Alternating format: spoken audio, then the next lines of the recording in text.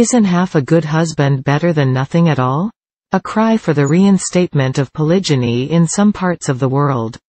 It might not seem like a good place to look for insights into how the financial crisis might play out in suburban Kent or rural Yorkshire. Sigrid Rousing, professor of collaborative anthropology at Cambridge University, says Central Asia and Russia have a lot to teach us.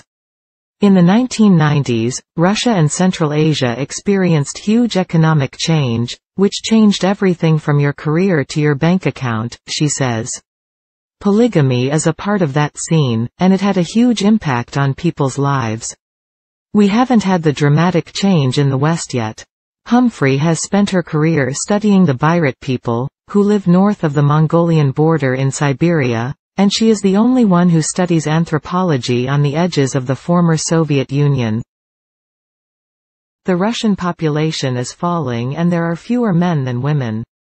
The leader of the Liberal Democratic Party, Vladimir Zhirinovsky, claims that introducing polygamy will fill Mother Russia's cradles and provide husbands for 10 million lonely women. Polygamous marriage is a traditional practice in the former Islamic regions of Russia, which men argue will encourage them to take greater responsibility and help alleviate poverty. Humphrey thinks that this is a solution to contemporary social ills and that it is appearing outside Islamic regions. The man shortage in rural areas is worse than in urban areas. Rural women have different agendas when it comes to polygamy. Humphrey says that a lot of women live on collective farms, which are deep in the forest and miles away from the nearest town. Life can be very hard, and it can be very difficult to heat your home through log stove. Have running water and have inside sanitation is rare, and you can't drink water. If you are lucky, you can butcher animals yourself. Life can be hard for a woman on her own if you are looking after children.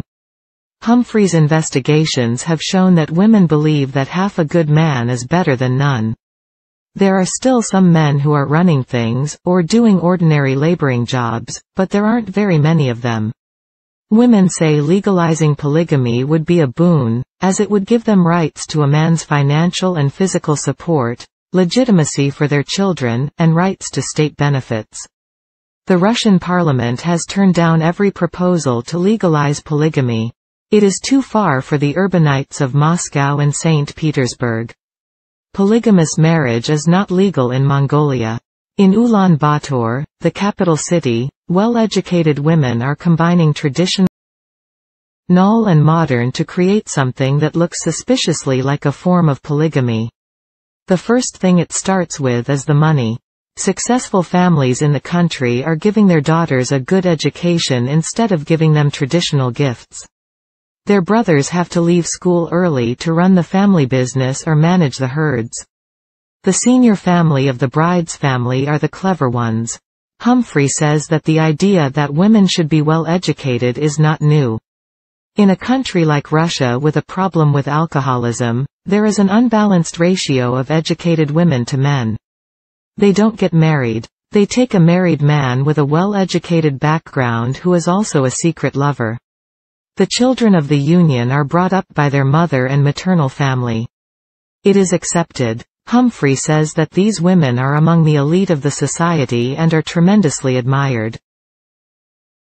They don't want to risk their independence if they were to marry a polygamous person.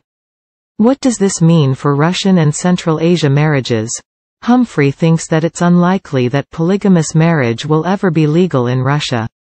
Humphrey says that an insufficiency of men, educated women who want to realize themselves, rural women who want to protect themselves, all these things are going to give rise to arrangements like polygyny.